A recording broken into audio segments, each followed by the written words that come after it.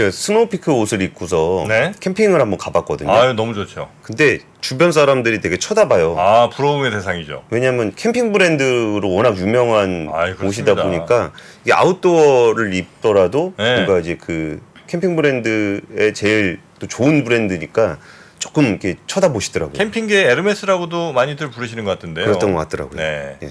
자, 그러면 우리 네카오 분석의 에르메스 우리 현대차증권의 김현용 연구위원 모시겠습니다. 어서 오십시오. 네, 안녕하십니까? 네, 반갑습니다. 네카오 분석의 에르메스는 어떻다는 얘기입니까? 명품이란 얘기죠. 최고란 얘기죠. 근데 주가가 지금 명품이 아니어서 네, 주가는 지금 송구스럽습니다. 네, 많이 지금 빠져 있는 상황입니다. 예, 같은 섹터 하시는 애널리스트들끼리는 뭔 얘기해요? 왜 이렇게까지 빠질까? 뭐 그런 얘기들 많이 이렇게까지 하죠. 갈 건 아니라고들 보시는 거예요, 그러면? 그렇죠. 지금 뭐 카카오 3만 원대는 네이버는 사실 지금 전저점을 아직 깨진 않았거든요. 네. 근데 이제 카카오는 뭐 전저점이 의미가 없을 정도로 지금 계속 빠지고 있는 상황이어서 그렇죠. 예. 뭐 이렇게까지 물론 이제 지금 계속 악재들이 나오고는 있습니다. 특히 이제 법적 제재 가능성까지 이제 수면 위로 올라오면서 네. 그런 게 이제 좀 투자 심리를 계속 좀 짓누르는 요인이긴 합니다 현재. 예. 그러니까 이제 한때 16, 17까지 갔었던 카카오 일단 카카오부터 좀 가면 예, 21년도에 거기까지 갔었었죠. 예, 뭐 다른 시장도 뭐 많이 빠졌으니까 뭐 10만 원, 뭐 9만 원 오케이. 네네. 근데 지금 이제 4만 원 밑에까지 내려간 거잖아요. 그렇죠. 이거는 네. 단순히 그냥 시장 빠졌다고 빠진 건 아닌 것 같고 네. 뭔가 이 카카오에 문제가 있는 거죠.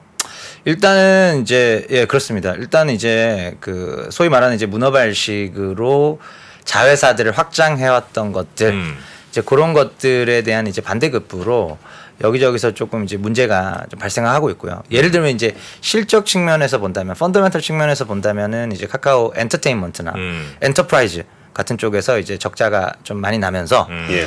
구조조정 같은 것들을 단행할 수밖에 없었고요. 네. 그리고 이제 지금 얘기가 되고 있는 거는 이제 그런 엔터 사업을 키우기 위해서 SM을 인수를 했는데 예. 관련해서 이제 시세 조정 의혹이 불거졌고 이 부분 이제 조사가 이제 본격적으로 착수가 되면서 지금 마켓 상황도 사실은 베어 마켓인데 그런 상황에서 이제 법적인 제재 부담까지 더해진 상황이고 또 그런 얘기들도 있었죠. 그래서 지금 카카오 뱅크 지분을 팔아야 될 수도 있다. 예. 예, 카카오가 이제 카카오뱅크를 27% 보유한 최대 주주인데 금융회사는 최대 주주의 적격성을 훨씬 더 까다롭게 심사합니다. 그래서 카카오가 법인으로서 법적 처벌을 받는다면 벌금형 이상의 처벌을 받는다면 10% 초과 지분은 사실 법적으로는 팔아야 되는 게 맞고요. 근데 이제 경영진 개인의 법적 처분을 네. 카카오 법인에 대한 처분과 동일시하진 않기 때문에 예. 그 부분은 이제 실제로 어떤 법적 처분이 내려질지를 봐야 되고 내려졌을 때는 유권 해석을 어떻게 할지. 근데 2019년도에 이제 김범수 전 의장이 그 금감원의 조사를 받으러 갔었을 때 법제처에서 금융당국 측에 예. 김범수 전 의장이 카카오뱅크 지분을 직접적으로는 한 주도 보유하고 있지 않기 때문에 예. 최대 주주 적격성 심사에서 제외된다. 그러니까 카카오 법인만 보면 된다.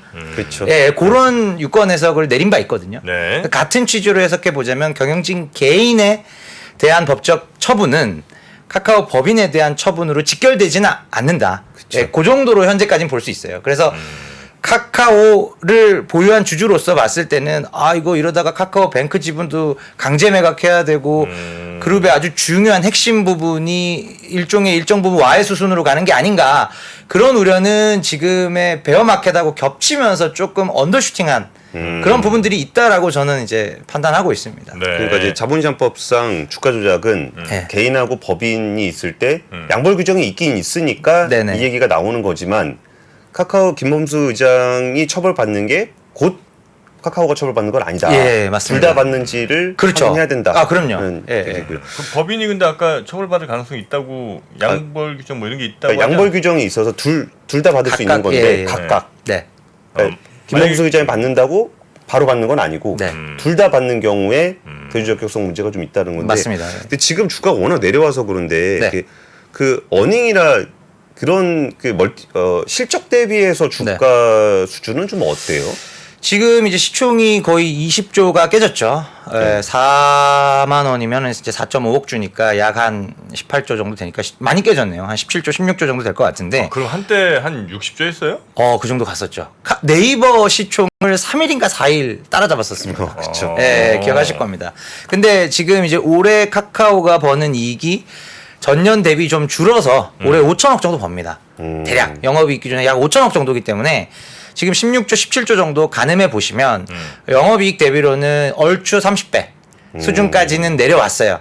그래서 카카오가 이제 뭐 그 언택트 수혜 뭐 고점하고 네네네. 비교해서 그렇긴 하지만 고점일 때는 사실 100배 넘었었거든요.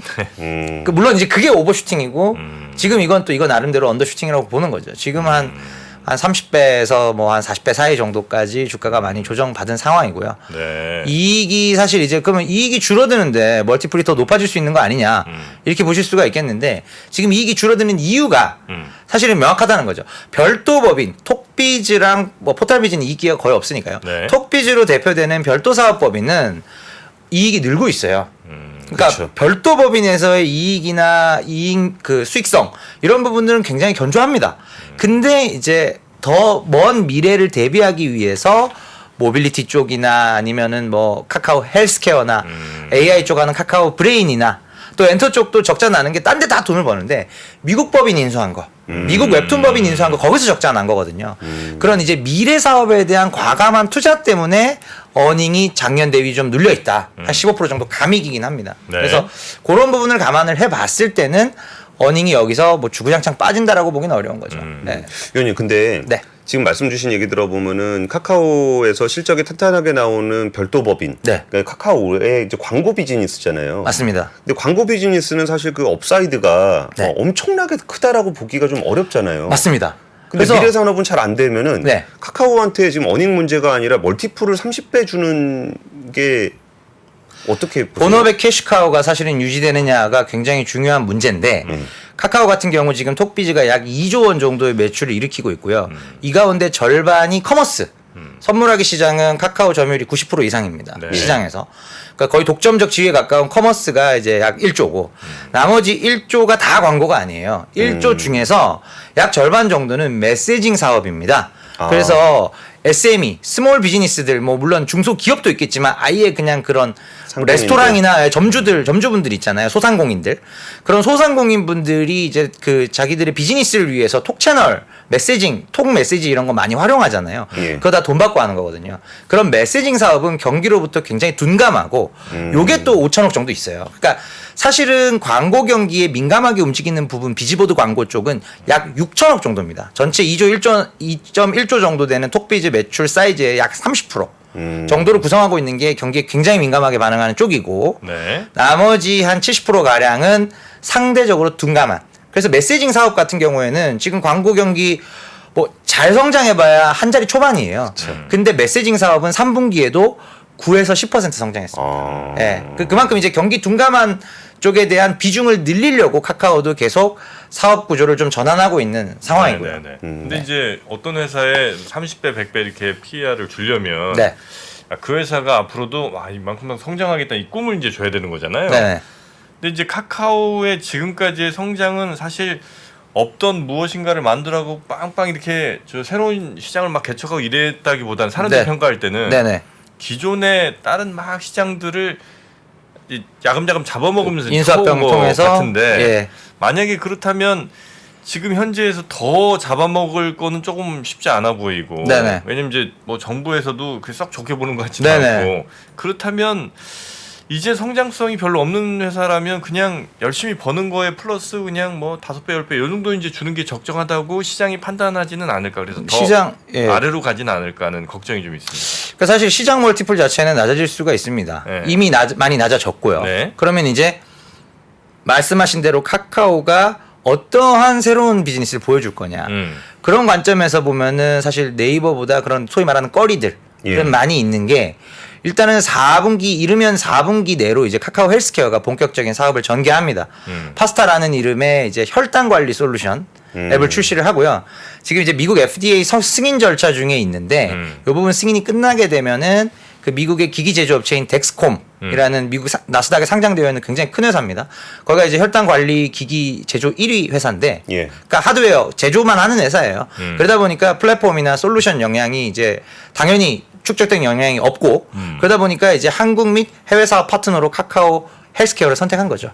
그래서 한국에 일단 연내 출시하고 목표는 그렇습니다. 그리고 내년부터 일본, 미국, 중동으로 순차 해외 출시까지 카카오 헬스케어랑 덱스콤이랑 같이 하겠다. 요런 이제 새로운 사업들, 지금 헬스케어는 매출은 0이고 이제 뭐 인건비 때문에 적자 한 100억 정도 나고 있거든요. 이제 요런 부분들이 이제 매출이 본격적으로 좀 폭발적으로 늘어날 수가 있겠고요. 그리고 또 이미 잘 하고 있는 랜딩이 잘 된 사업들 중에서 카카오 모빌리티 같은 것들도 확장성이 훨씬 더 많이 남아 있습니다. 그래서 원래 택시 뭐 시장 점유 많이 했고, 네. 그리고 대리까지 잡고 나서 한 게 주차예요. 예. 지금은 주차가 대리 매출 넘었습니다. 그만큼 주차 쪽을 공격적으로 늘리고 있고, 그리고 아직은 한 2, 3년 뒤에 미래이긴 하지만 최근에 많이 회자되고 있는 이제 도심항공 모빌리티, UAM 같은 것들도 25년 상용화거든요. 2년밖에 안 남았습니다. 그러면 이제 그런 것들도 카카오 모빌리티 앱을 통해서, 카카오 T 앱을 통해서 우리가 택시 대리 주차뿐만 아니라 그런 다른 신개념의 어떤 교통수단들까지도 아우르는 이제 폭발력이 있기 때문에 네. 카카오 모빌리티라는 자회사도 사실은 업사이드 포텐셜이 크고요. 네. 예. 위원님, 근데 이게 사실 위원님께 이렇게 말씀 여쭤볼 만한 주제는 아닐 수도 있는데 네. 카카오 모빌리티 같은 경우도 이제 2대 주주가 굉장히 크게 있고 네. 카카오 엔터 같은 경우도 이제 그 사우디 돈 받으면서 SM 인수하고 있던 그런 과정들이 네. 결국은 엑시트를 시켜주려면 또 다시 IPO 죠. 복수 상장 네. 문제가 거론될 수밖에 없을 것 같아서 네. 분석하시는 입장에서는 좀 어떻게 보세요? 일단 IPO를 할 수밖에 없고요. IPO는 필연적이다라고 보고 있고, 사실은 뭐 회사에서도 적극적으로 부인하진 않고 있어요. 그러면 이제 결국은 가장 중요한 게 지금 엔터테인먼트, 피코마로 대표되는 엔터테인먼트 비즈니스 쪽에 예. 2개 법인, 그리고 카카오 모빌리티 1개 법인, 이 3개 법인이 이제 IPO를 해야 되는 상황이고, 엔터테인먼트 같은 경우에는 초기 투자자가 이미 한 6년 지났어요. 예. 그래서 처음 들어왔던 투자자분들은 차환을 한번 했습니다. 금융기관에 빌렸던 돈이 만기 도래는 했는데 IPO는 안 되어 있으니까 한번 차환을 리파이낸싱을 했단 말이죠. 예. 그런 이벤트 자체가 카카오 경영진 입장에서는 IPO를 하긴 해야겠다. 그런 이제 시그널로 작용을 할 수가 있고, 그리고 최근에 이제 카카오 엔터테인먼트 IR이 새로 이제 조인을 했거든요. 그 말은 이제 뭐 어떤 준비는, 최소한 준비 작업은 시작됐다라고 우리가 볼 수가 있겠고, 카카오 측에서도 사실 그런 중복 상장에 대한 시장의 가혹한 할인율, 그리고 투자 심리가 극도로 악화되는 부분을 당연히 염두에 두고 있고요. 그렇기 때문에 가령 이제 KT 클라우드 같은 경우가 분사하고 투자자 받으면서 했던 얘기가 정관 변경을 통해서 추후 미래에 상장할 때 모회사인 KT의 주주도 자회사, 알짜 자회사 KT 클라우드의 신주, IPO 신주를 일정 부분 배정받을 수 있게 해주겠다. 그런 이제 모회사 주주 보호 장치 같은 것들이 KT 그룹에서는 이미 언급된 바가 있고, 그쵸. 그런 부분들까지도 카카오 공동체에서도 고민을 네. 하기 시작했다는 거죠. 근데 그럼- 그때 제가 구한 이 영장 청구서에는 네. 그 검사님들은 아예 그냥 대놓고 이렇게 써놨더라고요. 카카오 엔터의 상장 추진을 위해 SM 인수를 추진했다. 카카오 엔터가 사우디 그냥 자료 그 내부적으로는 그냥 상장 추진하는 거를 다 검토하고 있는 것 같아요. 그렇죠. 일단은 이제 현실적으로 봤을 때 투자자에 대한 엑싯 방법이 상장 말고는 없다. 그렇죠. 왜냐면 카카오가 이 유동자금이 투자에 쓰고 남아서 그거를 엑시시켜줄 만큼은 안 되지 않습니까? 예, 그러다 보니까 현실적으로는 사실 상장밖에 없는 상황이라고 보여집니다. 그럼 모여서 투자자 보호 방안을 어떻게 만드느냐가 또 중요하겠네요. 그런 게 굉장히 중요한 관건이 될 것 같아요. 그래서 이제 뭐 그런 모회사 주주의 자회사 신주를 배정하던가, 아니면 그런 게 아니라면은 이제 사실 이제 카카오 엔터 같은 경우에는 미국 상장 얘기도 분위기 좋았을 때는 있었잖아요. 2021년도 빅테크 한창 몸값이 높았을 때는 미국 상장 얘기도 될 정도로, 사실은 미국 상장이라는 이벤트 자체가 멀티플을 차별적으로 높게 받을 수 있는 이벤트이기 때문에 그런 부분들까지도 일단은 배제하지 않고 모든 것을 일단 테이블에 올려놓고 고민을 네. 하고 있는 것 같습니다. 그 예를 들어서 지금 앞으로도 이제 상장은 아마 피할 수 없는 과정인 것 같고요. 네. 그럼 결국 이제 카카오는 거의 이제 지주사 아닙니까? 그렇게 되는 거죠. 지주사인데 주주들한테 배당도 거의 없어요. 네네. 그런 지주사에 멀티플 많이 줄 수 있나요?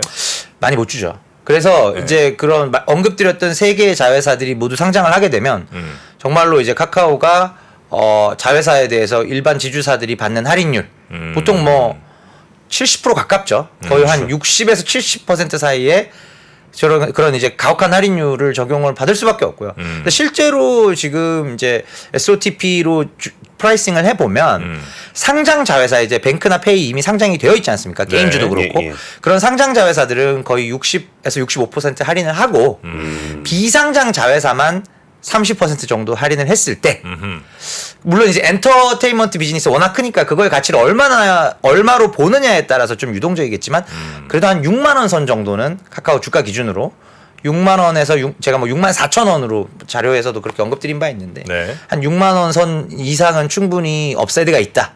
그렇게 보고 있습니다. 그러니까 업사이드가 있다라는 거는 약간 좀 개량적인 측면이 있는 것 같은데 네네. 지금 분위기에서는 좀 어떠세요? 지금 분위기가 뭐 사실은 워낙 이제 악재가 많잖아요. 악재 많죠. 예. 근데 이제 아까 뭐 카카오 뱅크 지분 매각 관련해서는 일단 뭐 현재로서는 판단할 수는 없는데 그 개인과 법인의 처분을 동일선상에 놓을 수가 없고 그리고 그 카카오뱅크의 당기 순이익은 지금 지분법 이익으로 반영이 됩니다. 예. 27% 지분이기 때문에 연결 종속은 아니고 지분법 이익인데 카카오뱅크와 카카오 본업 아까 캐시카우라고 말씀드렸던 게 톡비즈 그러니까 즉 비즈보드 광고, 메시징 사업 그리고 커머스예요. 이거하고 카카오뱅크 간에는 일단 시너지가 없습니다. 그렇죠. 네. 그러니까 사업적으로 유기적인 시너지는 사실은 거의 없다에 가깝고 그렇기 때문에 결국 지분법 이익이 없어지는 테크니컬하게 그렇습니다. 물론 심리적으로는 그렇게 안 받아들이겠지만 일단은 이제 그런 이벤트라는 거를 우리가 너무 확대 해석할 필요는 없지 않겠는가. 그렇죠. 네. 근데 네네. 저는 그것도 사실 카카오뱅크하고 카카오하고 협업 구조가 잘 안 되는 게 네. 카카오페이가 네. 카카오의 그 파이낸스 역할을 해요. 근데 그걸 또 뱅크를 따로 만들어가지고 또 둘 다 상장을 시켜놓으니 근데 지금 시간이 이제 카카오 얘기보다는 우리 네이버 얘기로 좀 네이버. 넘어갔으면 싶어서 예. 하이퍼크로백스가 이제 우리나라의 거의 유일한 라지랭귀지 모델인데 맞습니다. 근데 왜 우리나라의 이제 라지랭귀지 모델은 이 전 세계적인 AI 열풍의 온기가 느껴지지 않는 걸까요? 일단은 이제 뭐 사실 네이버가 국내 사업자 중에 유일하게 이제 거대 언어 모델을 가지고 있고 그다음에 이제 그 LLM을 결합한 여러 가지 서비스들도 이미 초기에 출시된 바 있습니다. 하이퍼클로바 X 말고 그 전 버전으로요. 크로바노트 이런 거. 예, 뭐 그런 것들 이제 여러 가지 기술을 접목해서 좀 하고 있는데 일단 현재 온기가 느껴지지 않는 가장 큰 이유는 네이버가 검색 시장을 수성할 수 있느냐. 하이퍼클로바 X를 도구로 쓰든 안 쓰든 간에 지금 55%도 희끗희끗하고 있는 이 검색 점유율 여기에 대한 가정이 제일 큽니다. 원래 지금 네이버가 3조 6천 정도 광고 쪽에서 매출을 올리고 있어요. 10조 중에 9.8조 중에 3조 6천이니까 매출 비중은 35% 37%인데 예. 이익은 여기가 거의 90%예요. 여기가 마진 뭐 40% 정도 되거든요.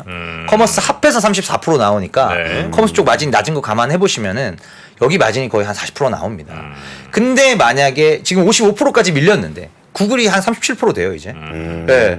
그 여기서 어떻게 될 거냐의 문제인데 행동 패턴 이제 주변 사람들한테 물어보면은 영어로 뭔가 자료 검색하는 거는 이미 구글로 넘어간 지가 오래됐고요. 예. 네, 내가 자료를 써야 되는데 영어로 뭔가 서칭을 하고 싶다. 그럼 거의 구글을 쓰고요.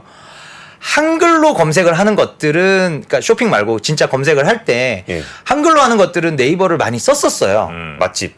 맛집 말고요. 진짜로 자료 쓸 때 아, 예를 들어 예, 뭐 예. 국토부 뭐 로드맵 뭐 발표 뭐 이런 식으로 이제 하는데 네이버가 관련성이 없는 정보들이 생각보다 많아요. 많이 나와요. 그래서 한글로도 구글로 구글이. 검색을 하기 시작했어요, 제가. 위원님이. 제가 그래요, 제가. 그리고 이제 주변 분들한테 물어보면은 그런 경향이 있다.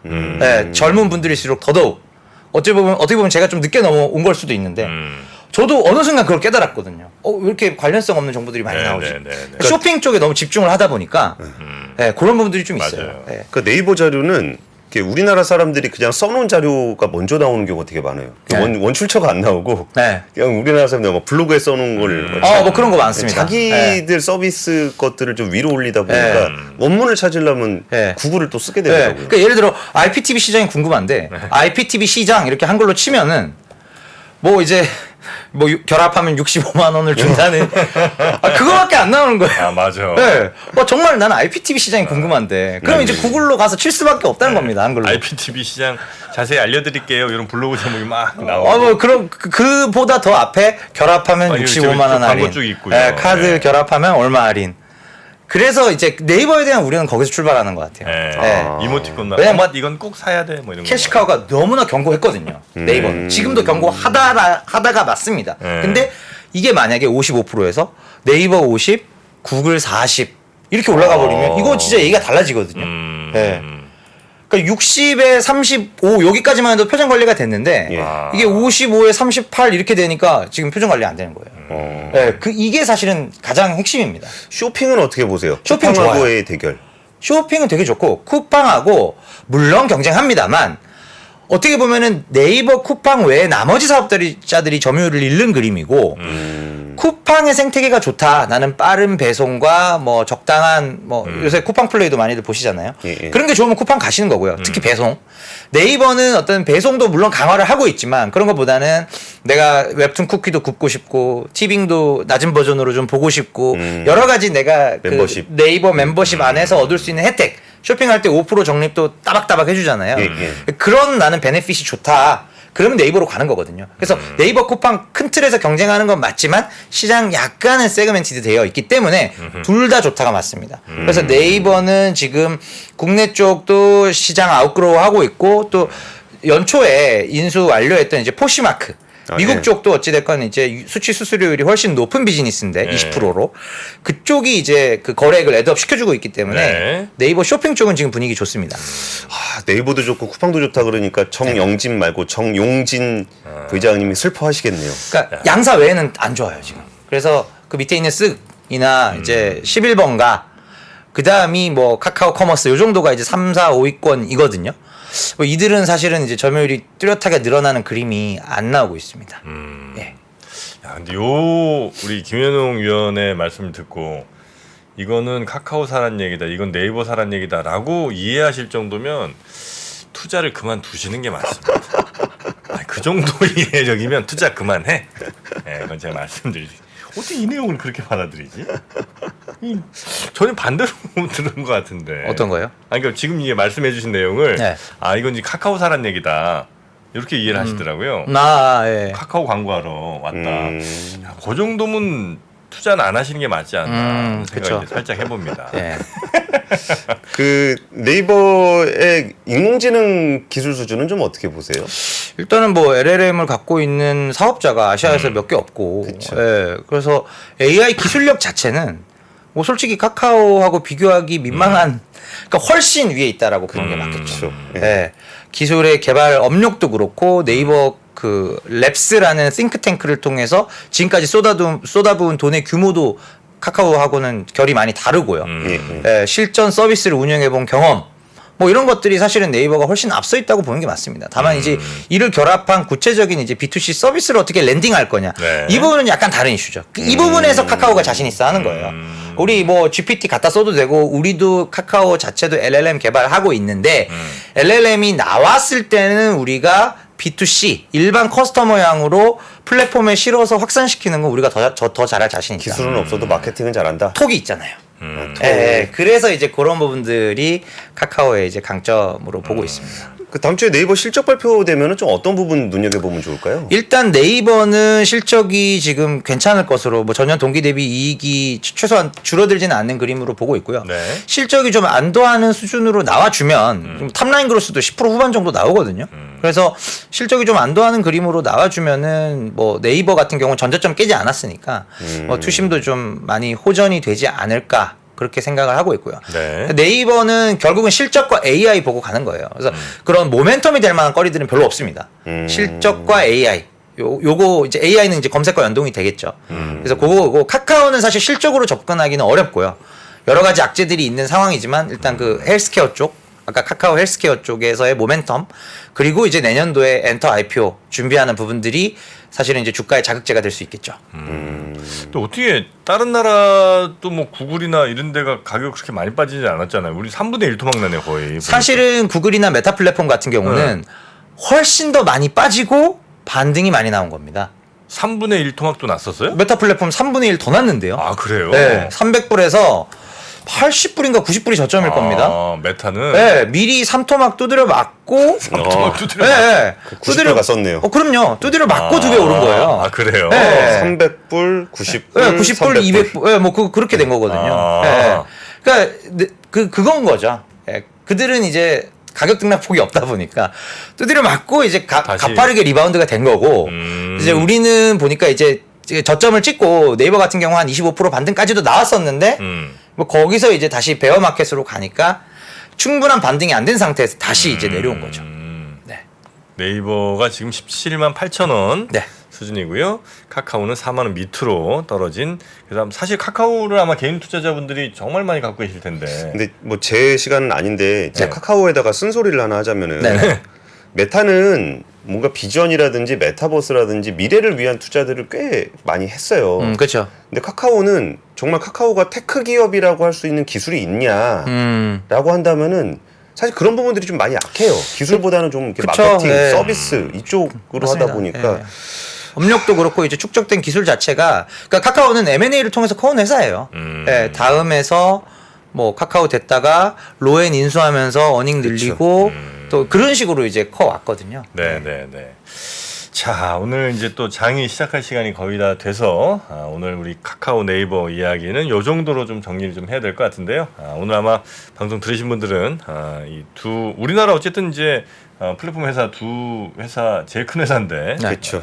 한때는 이 두 회사 합치면 뭐 시총 2위인가 뭐 이렇게 예, 갔었던 것 뭐한 같은데 100조 넘어갔었었죠. 100한 네. 1, 20조까지 갔었습니다. 지금 상황에 대한 우리 김현용 위원의 설명 그리고 주가에 대한 여러 가지 살펴봐야 될 포인트들을 좀 짚어봤습니다. 자 오늘 현대차증권의 김현용 연구위원님과 함께했고요. 또 조만간 한번 모셔서 이야기 듣도록 하겠습니다. 네. 오늘 대단히 고맙습니다. 네, 감사합니다. 네, 감사합니다. 네. 자 이제 57분 곧 장이 또 시작하겠군요. 예. 저희는 여기서 인사드리고 내일 아침을 또 맞이해야 되겠습니다. 예, 함께해 주신 여러분 감사합니다. 고맙습니다. 복잡하고 어렵게 느껴지는 재무제표와 용어들 친절한 투자 멘토 사경인 마스터가 매주 새로운 콘텐츠로 알기 쉽게 설명해드립니다. 재무제표 분석과 포트폴리오 구성, 뭐 양대 재무제표라고 그러면 대차대조표랑 손익계산서가 있거든요. 매수 매도 방법, 이때 사는 게 좋겠네. 이렇게 사면 좋겠다. 근데 이렇게 살려면 뭘 해야 되냐면요. 나머지 3분의 1은 놔둬봅니다. 어디까지 가는지. 실전 투자 팁까지 알려드립니다. 오직 3프로 멤버십에서만 만나실 수 있습니다.